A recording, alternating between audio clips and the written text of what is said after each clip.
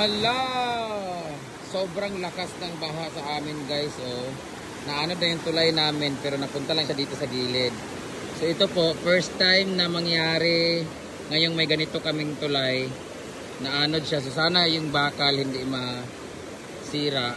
We are planning na gumawa ng tulay na ganito. Itong level na to ang gagawing ito mismo yung lakaran. So sa lalagyan namin ng posting malaki dyan na semento, kapalan namin para medyo hangin yung bridge namin. Kasi as of now, naanod na yung tulay namin na.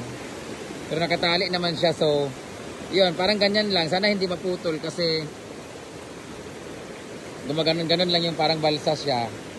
Yung isang tulay din sa kabila, naanod din siya pero nasa gilid lang siya. And walang ulan dito sa amin, umulan lang siya ngayong hapon. Pero ngayong gabi wala na, pero sobrang lakas siguro ng ulan doon sa Claveria, kaya ganito yung sitwasyon.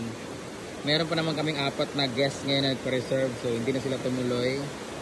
And ayun, pataas siya ng pataas kahit walang baha doon sa, kahit walang ang tawag nito, ulan. Tingnan mo, walang ulan no.